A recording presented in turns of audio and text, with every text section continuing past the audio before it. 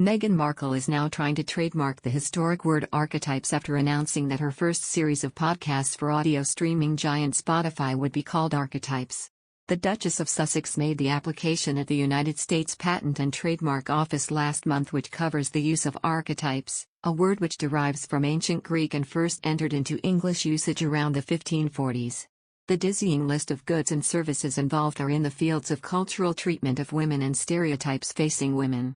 They include everything from podcasts, television programs, DVDs, CDs, and entertainment services distributed through satellite and cable TV, global computer networks, the Internet, wireless devices, mobile applications, set-top boxes, webcasts, and streaming media.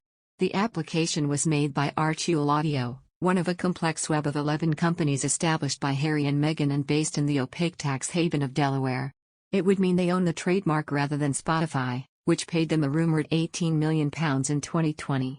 Meghan could face a legal challenge from companies that use the word in their names, such as the skincare and cleaning products business Archetypes, which has already established a trademark. Victoria Beckham fought a similar linguistic battle in 2002.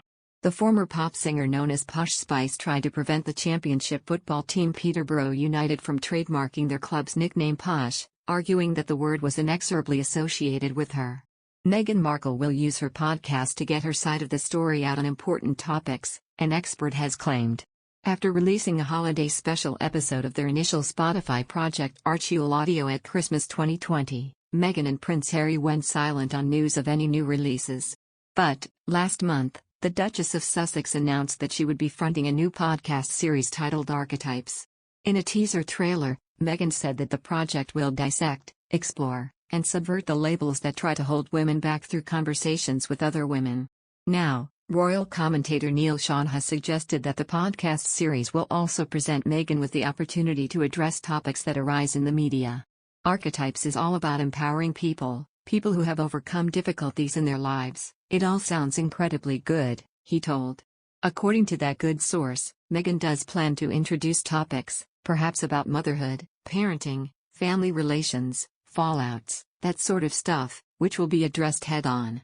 For instance, Neil proposed that this might offer the Duchess the opportunity to address her dispute with her estranged dad Thomas Markle through discussions on the subject of fatherhood with her guests. You will be able to decipher the bones of the conversation, and more importantly exactly how she sees the situation unfolding, whether she's giving advice or discussing a topic related to something very similar, he explained. It's a very shrewd move in a way because of course it does get her side of the story out, without actually attacking anyone or addressing any of those thorny issues.